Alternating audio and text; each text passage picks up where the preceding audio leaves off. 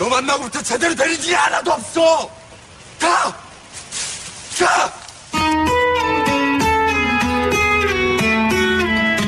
전국의 아파트 전셋값이 7년여 만에 가장 큰 폭으로 뛰면서 전세 대란이 갈수록 심각해지고 있습니다. 아파트값 상승세가 주춤했지만 다시 강남 지역이 반등하며 우려가 나오고 있습니다. 코스피 주가가 종가 기준으로 봤을 때 역대 최고치를 기록하고 마감했습니다. 코스피 지수가 장중 최고점도 경신했습니다.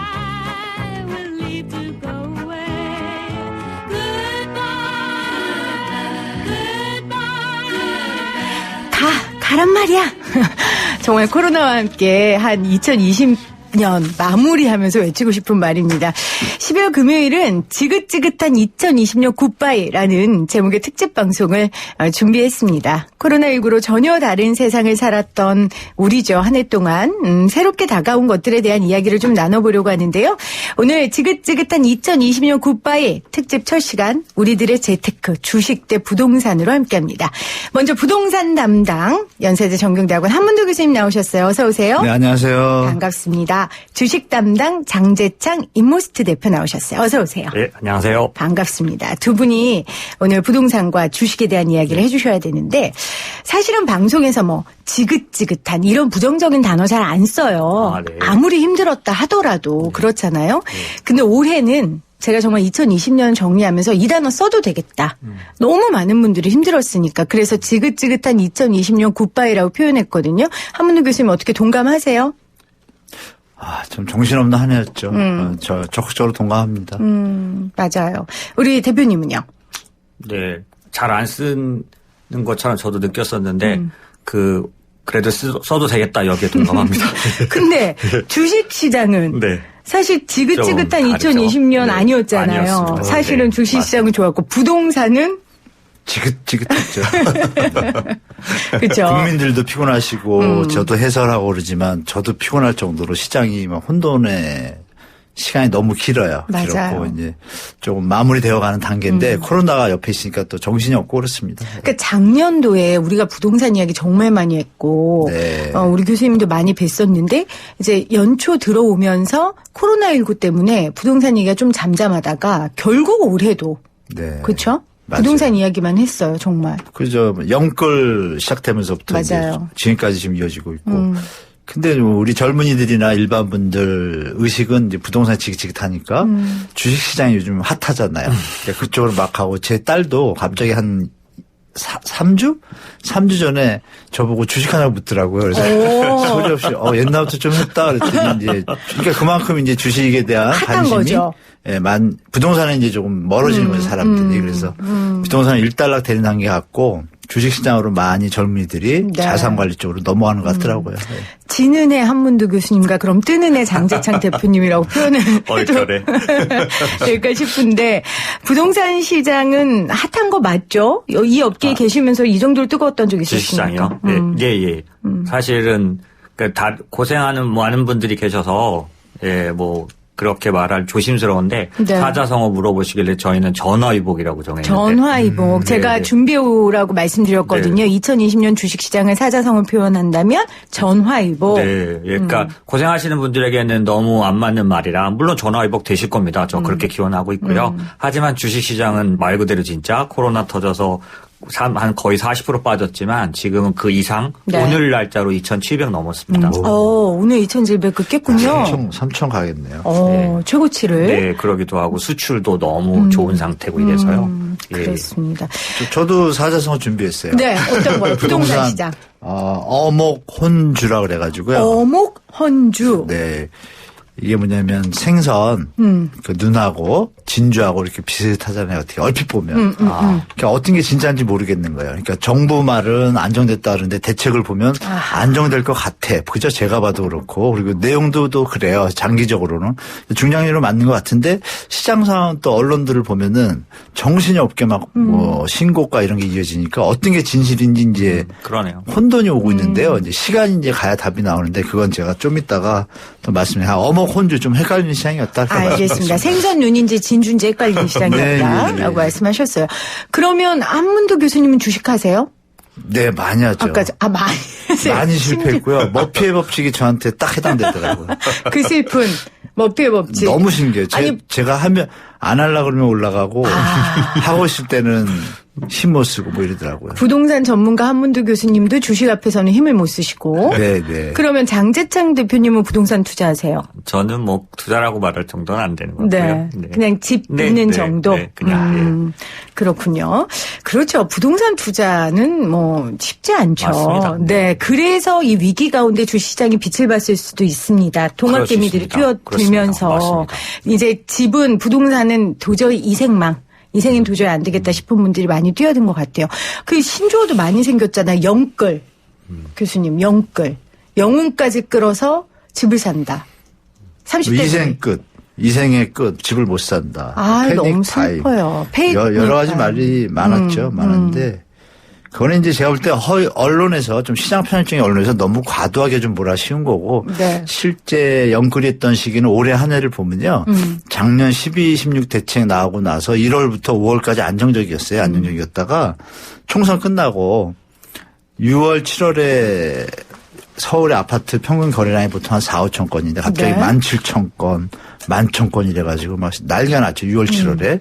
그리고 8월에 이제 임대차 3법하고 종부세 법안 통과하고 이러면서 거래가 좀 절벽 수준 내려왔어요. 뭐 4천, 3천 이러다 지금 저번 달 2천 건이에요. 네. 그러면 거래 절벽 수준인데 그렇네요. 그것도 기사에 안 나오잖아요. 그래서 제가 볼 때 언론들이 그런 걸 좀 일반 국민들이 시장을 정확하게 접할 수 있는 그 보도를 좀 해줬다라면 지금 아까 어머 혼주보다는 덜 하지 않았을까. 근데 지금 그런 상태에서 이제 마무리가 돼가고 있고 네. 그 내년 되면 이제 임대사업자 매물이라든지 3기 신도시 뭐 여러 가지 혼재가 돼요. 그래서 매물 내실 다주택자분들하고 또 무주택자분들하고 정부 뭐 시장 다 정신없이 하는데 제가 볼 때는 추세는 이미 거래가 준다라는 건 주식시장에서도 거래가 수반되지 않은 신고가는 조금 뭐 심하게 얘기하면 작전이라든지 이런 게 있잖아요. 그래서 제가 보는 관점에서는 약간 지금 20대까지 영끌인데 10대까지 할 수는 없잖아요. 네. 그래서 끝물이라는 표현은 좀 그렇지 몰라도 네.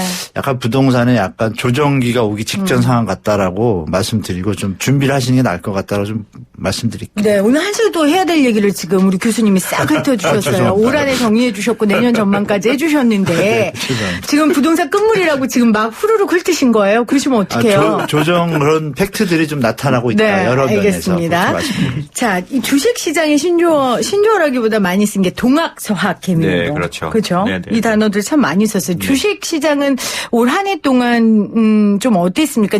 지금 우리 교수님이 부동산 읊어주신 것처럼 네. 한 해를 좀 훑어주신다면. 네, 말씀드릴게요.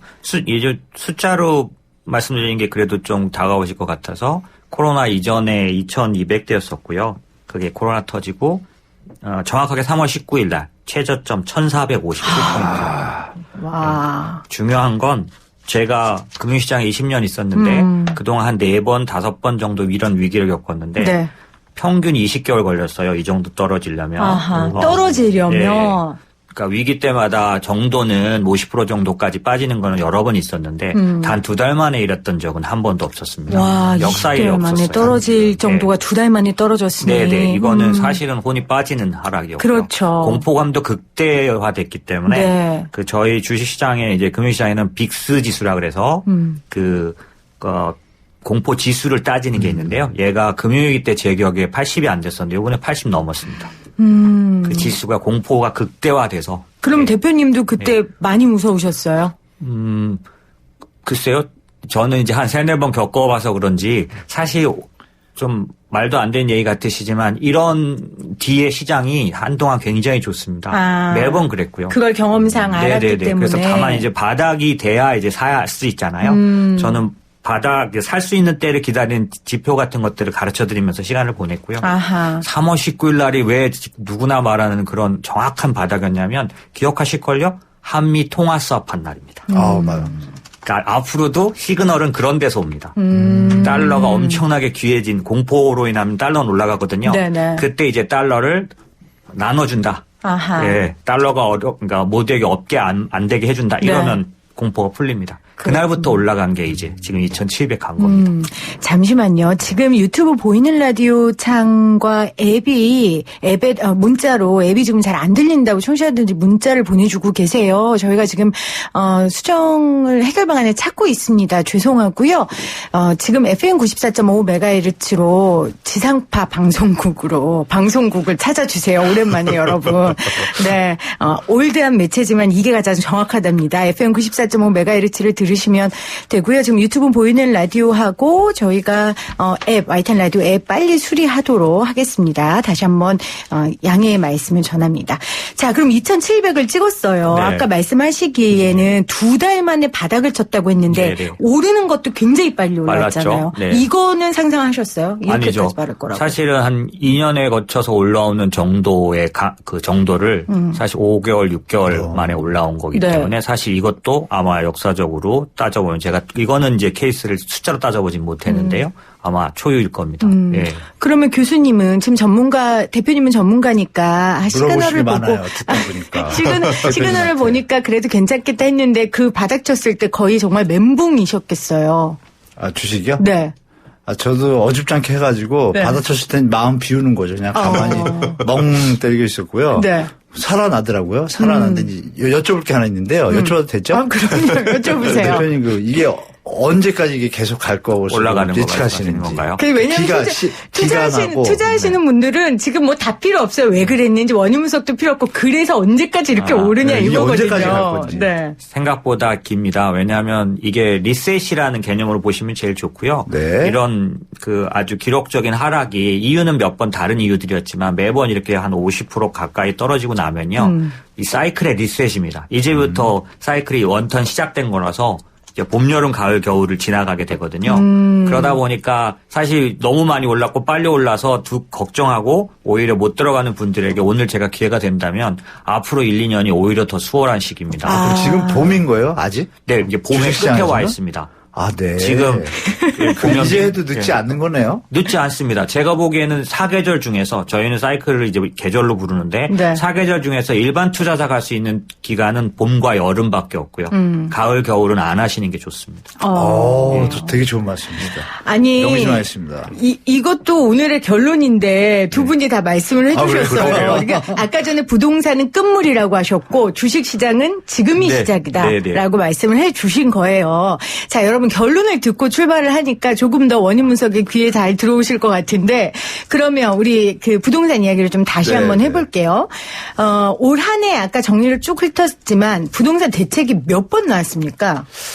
지금 제가 24번까지 재구망까지 쳤는데 정확하게 이제 대책이라는 문구가 붙어서 발표된 건 5번이고요. 5번이었고. 거기에 이제 세부 수정 대책이라든지 보완하고. 네. 수정 대책, 뭐 세부 사항 법안 통과되면 그거에 대해서 발표하고 이런 게 합치면 25번까지 하셨는데 아마 6번 뭐 이 정도 될 것 같아요. 되는데 그 대책이 이렇게 많이 나왔는데 지금 효과가 나오는 시기가 중간에 좀 나왔다가 또 꺾이고 이렇게 했었는데 이제 좀 완성형이에요. 지금 거의. 그래서 제가 볼 때 지금까지 나온 것들이 종부세 마무리됐고 뭐 다주택자의 어떤 보유세도 마무리가 됐고 근데 이제 양도세 중과 때문에 좀 매물이 안 나오고 있지만 그럼에도 불구하고 임대사업자 중에 단기 임대사업자로 박근혜 정부에서 시작해서 문재인 정부에서 더 활성화 잠시 시켰다가 뒤집은 이제 폐지시킨 그 임대사업자 제도가 사실 불경기 때 하는 제도거든요. 임대사도가 건설회사나 이제 건설 자금의 유동성을 위해 가지고 정부에서 지원하는 형태로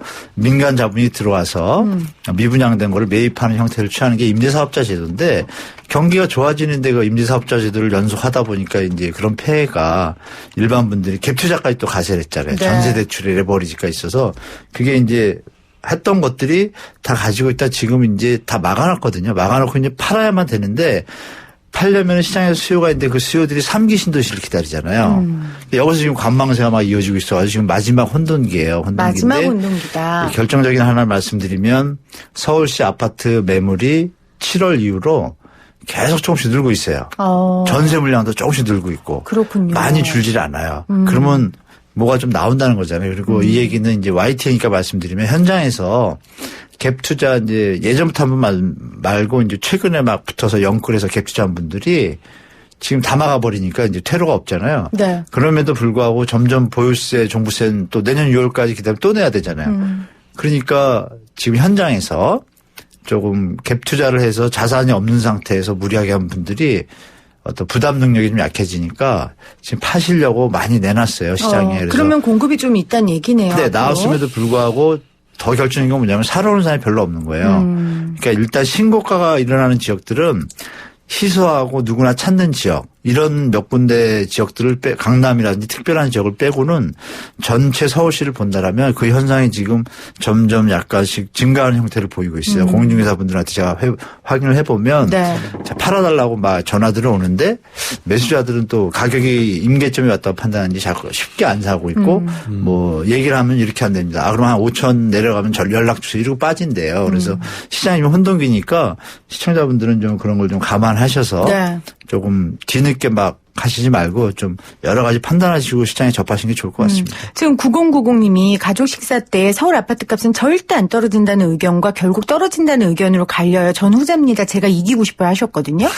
네. 절대 안 떨어진다는 그건 의견과 말이 안 결국 되는 게 떨어진다. 우리가 2008년 기억나실 때 2007년도 지금 비슷했어요. 노무현대통령이 분양가 상한제하고 막 주택 모자대래서 그때 뭐 미친 집값이라는 뉴스가 많이 나왔죠. 지금 뉴스가 좀 안 나요. 이것도 좀 언론사들한테 좀 부탁드리고 싶은데 지금도 미친 집값이죠 사실. 근데 그걸 좀 내줘야지 이제 진정이 되는데 그걸 안 하는 게 좀 정치적 시나리오가 있어 그런지 좀 피곤해요 국민 입장에서. 그거 안 했으면 좋겠고 2007년도에 사신 분들이 제 친구 예를 하나 들게요. 개포동 아파트를 샀어요. 또 음마 아파트 그쪽. 그때가 한 뭐 13, 14 막 이렇게 갈 때요. 억 단위로. 그런데 그 뒤로 2008년, 9년, 10년, 11년, 12년, 13년 6년까지는 확실하게 하락을 했고 네. 14년 돼서 박근혜 정부에서 이제 활성화 정책을 쓰면서 조금 살아나는데 작년 7년이죠. 7년 동안 그때 무리하게 투자한 친구들이 고생을 많이 했어요. 그때 14억 가던 게 막 7억, 8억대로 내려왔으니까 거의 40% 50% 내려오고 그 당시에 강남이 미분양이 많이 나왔어요. 네. 지역을 더 놓으면 그게 절대 안 떨어진다는 말은 안 되죠. 이미 떨어진 적이 그렇죠. 있고 떨어진 적이 있고. 앞으로 떨어질 순간이 올 수도 있다. 지금 똘똘한 한 채로 조금 어떤 패러다임이 약간 쏠려 있잖아요. 쏠려 있는데 인구가 또 증가하지 않잖아요. 10년 전하고 틀린 게. 그런 부분들을 다 보신다라면 영원한 상승이라는 건 없잖아요. 그래서 제가 볼 때 조정기는 분명히 올 것이다. 근데 그때가 내년일부터 시작될 가능성이 많다라고 저는 보고 있습니다. 알겠습니다. 자, 그러면 우리 교수님 말씀처럼 유동성 자금도 막 많은데 부동산은 끝물이고 그럼 이 많은 유동산 자금이 갈 곳도 없고 거기다 집값이 너무 오르니까 결국 개미들은 간단하게 어플만 까면 할 수 있는 주식으로 눈을 돌리게 되는 것 같아요. 올 한 해 어쨌건 코로나19 관련 업종이 굉장히 두드러졌죠? 그렇죠. 네.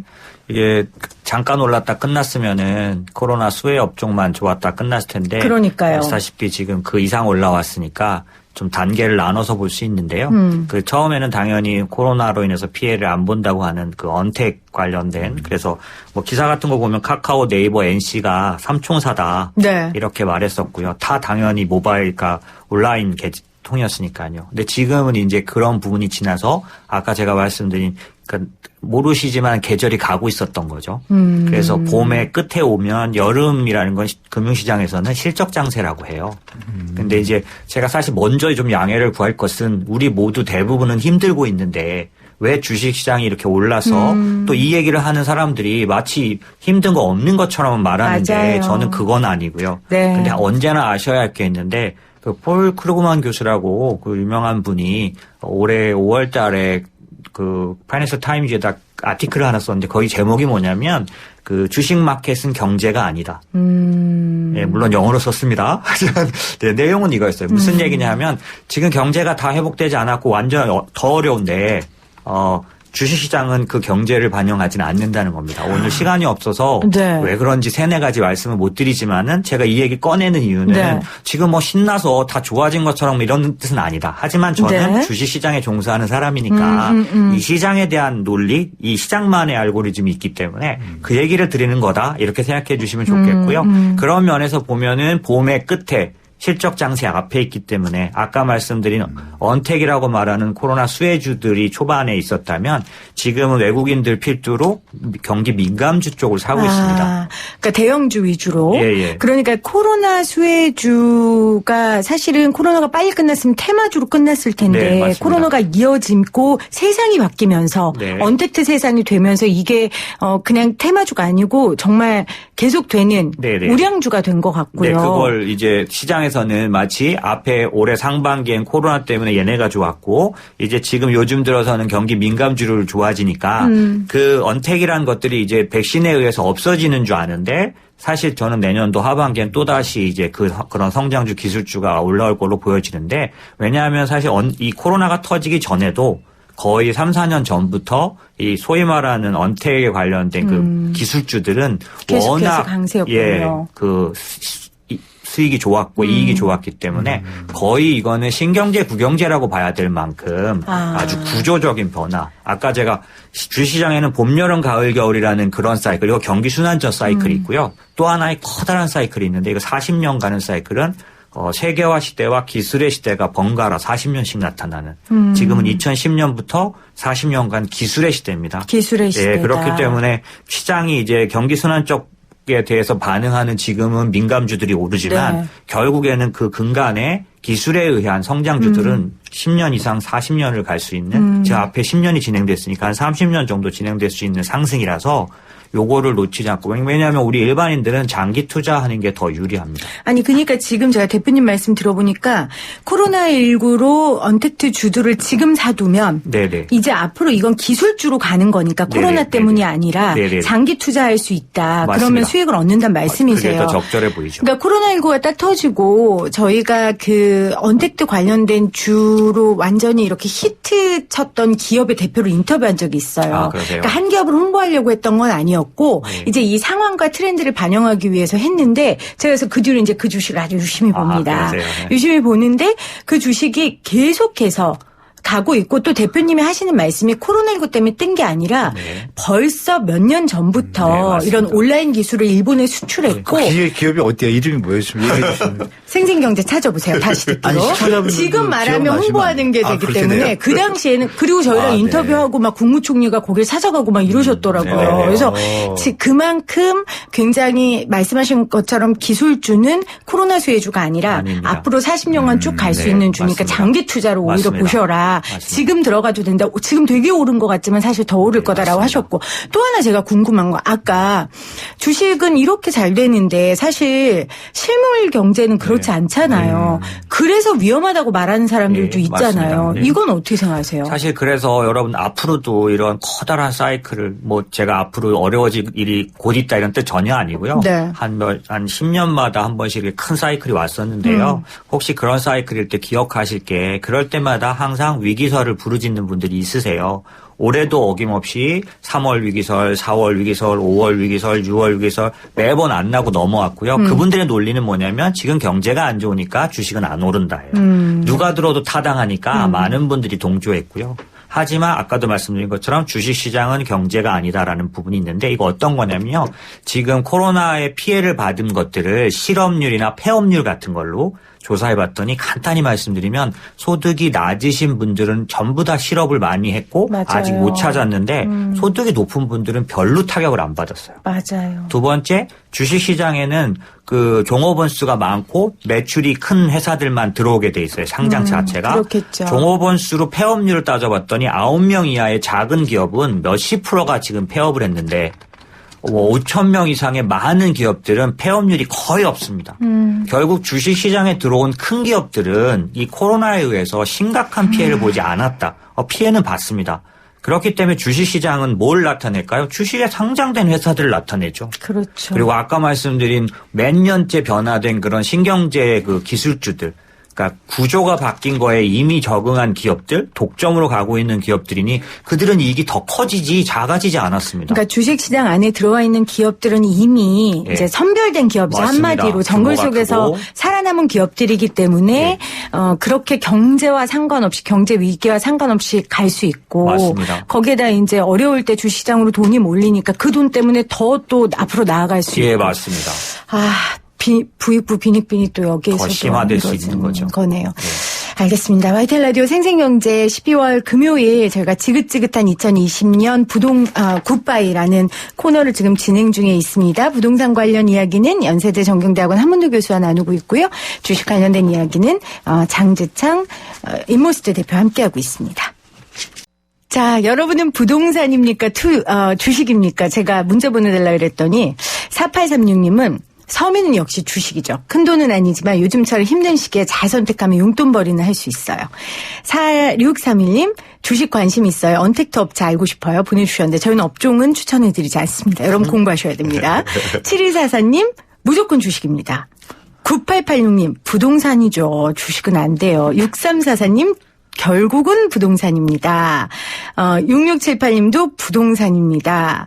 9832님은 저희 아빠 신문만 보시면 부동산 이야기하세요 하셨는데 자 그러면 끝무리에 있는 부동산 전문가 우리 한문우 교수님은 주식에 대해 어떻게 생각하세요? 저는 그것을 여쭙고 싶은데요. 우리 세계 경제가 지금 거의 유례 없는 저금리 시대잖아요. 그리고 경제가 금리를 올리면 원래 정상적인 경제는 인플레이션 한 2% 3% 유지가 되는데 세계 경제가 지금 글로벌 금융위기에 시스템이 약간 좀 찾는 과정에서 좀 힘들어하고 있는데 코로나가 겹쳤단 말이에요.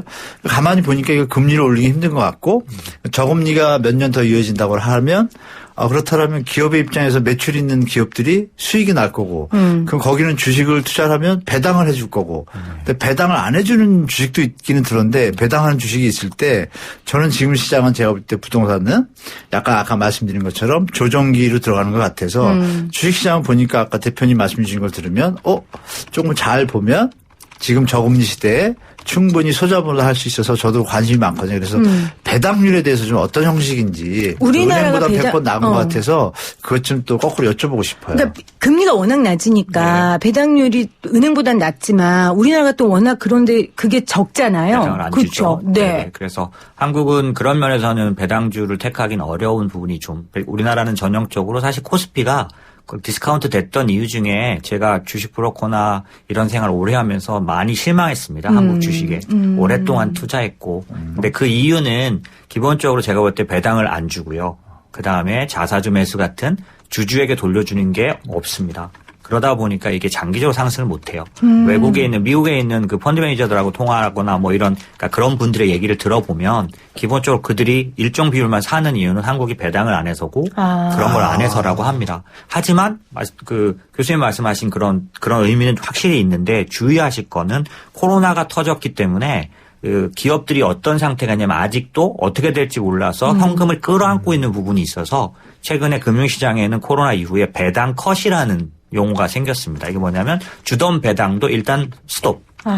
그다음에 배당률을 줄여왔던 거죠. 근데 이제 백신이 나오지 않습니까?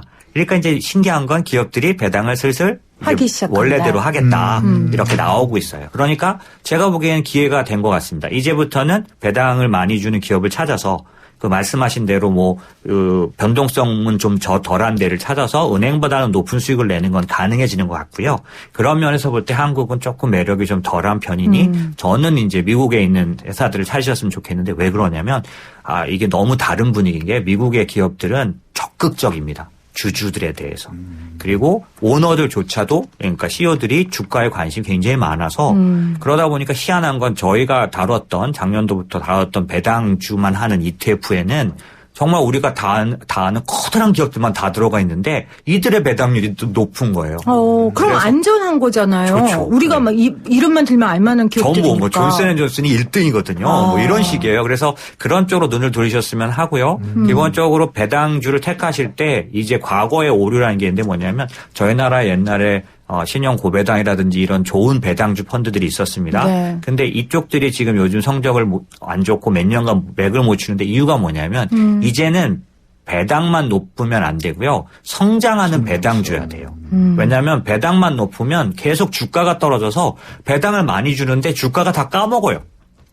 그래서 미국의 ETF들 중에 이런 게 있습니다. 10년 동안 배당을 늘려온 기업들만 하는 ETF. 아. 심지어 20년짜리도 있으니까요. 정말 선택과 집중할 수 좋죠. 있는. 네, 성장하는 배당주를 찾을 수 있는 좋은 방법입니다. 아, 미국 ETF를 추천해 주셨어요. 그러면 사학개미가 돼야 됩니까? 아니요, 그건 아니고 아까 말씀드린 것처럼 비율을 가지셔야 되는데요. 사실 이 코로나 이후의 흐름을 보면 지금 한국은 최고의 기회를 맞았습니다. 뭐냐면 그 코로나 방역에 의해서 중국과 한국이 유일하게 그러니까 공급이 깨지지 않은 나라예요. 그래서 지금 미국이나 이런 대부분의 선진국들이 수요가 살아난 건 어느 정도 증명이 되고 있어요. 최근에 PMI들이나 이런 게 다 발표가 되면서 수요는 살았지만 뭐가 문제냐면 셧다운을 했기 때문에 제조를 못 해놓은 거죠. 그렇죠. 그래서 재고가 극단적으로 떨어져 있고 물건이 필요해요. 그러니까 지금 수출을 정상적으로 할 수 있는 나라가 최고의 상태인데 그게 중국과 한국입니다. 그렇죠. 우리 수출 지수도 좋아졌으니까. 네, 이 상태가 제가 보기에는 2분기 정도는 충분히 갈 것 같고요. 그다음에 저희가 보기에 어렵게 보이는 요인들, 외교 요인들 같은 것들이 바이든이 들어온 다음에 네. 초반부터 그러지 않을 거라서 내년도 하반기에만 좀 주의하면 될 것 같으니까 제 생각엔 한 2분기는 한국과 중국 쪽의 비중을 충분히 좀 가져가시고 네. 그다음에 아까 말씀드린 저의 시각은 기술주 기반은 절대 변하지 않는다. 그러나 이것들은 오히려 미국은 지금 사이가 더 좋습니다. 왜냐하면 못 오르고 있죠. 지금 주춤주춤하고 있고 네. 오히려 한국이 좋기 때문에 주식 투자나 투자는 요럴 때 사는 거죠. 거꾸로 보면. 한국은 이제 미리 샀다가 수혜를 입을 구간이고요.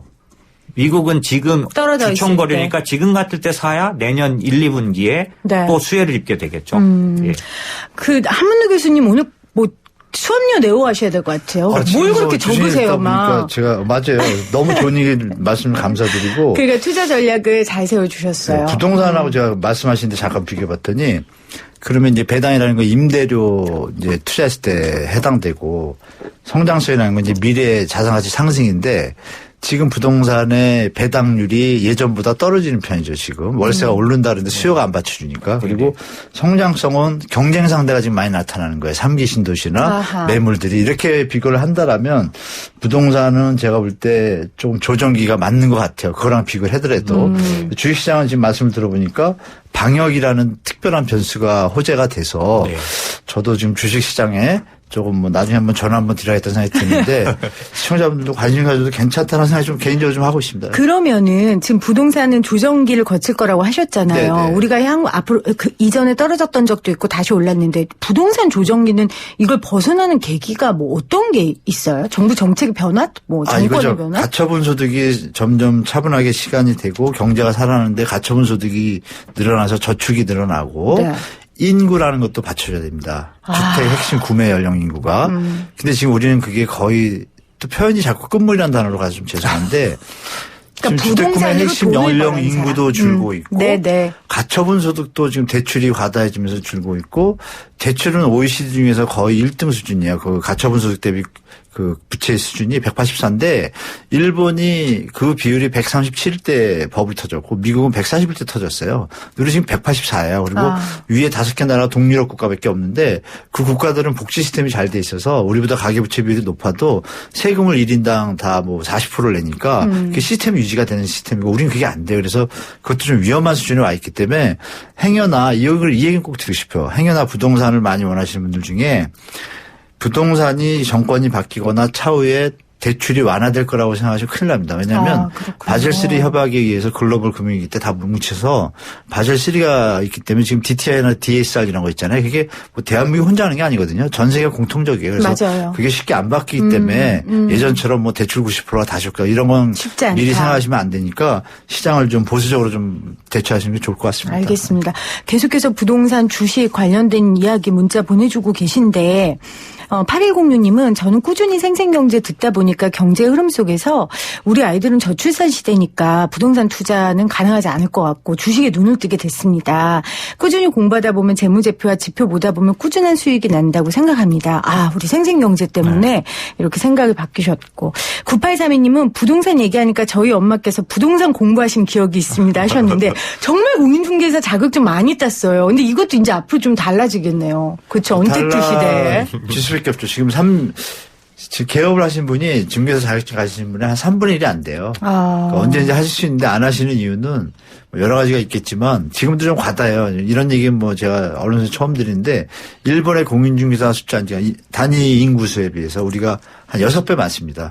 여러분들 아시겠지만 1층에 보면 부동산만 있잖아요. 그런 나라가 대한민국밖에 없거든요. 사실은. 맞아요. 그것도 여러 개. 예, 그게 이제 어떤 님비가 돼서 가격의 왜곡 현상도 일으킬 수 있고 담합도 있잖아요. 그래서 그런 부분도 미리 보신다라면 인구 구조나 여러 가지 소득의 상황 네. 밑에 이제 저소득층이나 중산층이 자본을 모아야 집으로 넘어오는데 레버리지가 만약에 제도적으로 안 받쳐준다는 게 쉽지가 않잖아요.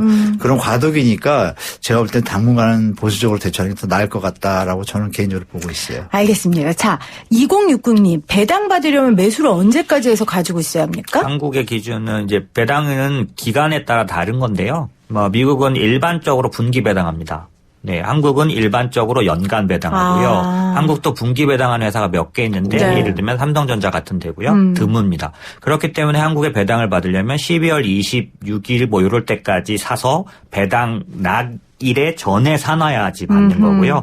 그래서 마지막에 한 12월 말 3, 4일 전까지는 사시는 게 배당을 받으시는 기준이라고 보시면 됩니다. 자, 6176님, 저는 주식은 잘 몰라서 적립식 펀드 하고 있는데요. 3년 정도 됐고 펀드 세 곳에 분산해서 하는 중이에요. 국내 성장주 펀드, 베트남 한투, 그로스 펀드 기술주, 피델리코 펀드 수익률은 좀 되는데요. 궁금한 건 조금 이따 좀 더 기다렸다 환매할까요? 네, 아까 말씀드린 것처럼 아직 주식시장은 예, 끝이 아니라 앞쪽에 있습니다. 봄이라고 하셨잖아요. 봄이라고 하셨으니까. 근데 그게 가을 겨울인 걸 어떻게 알죠?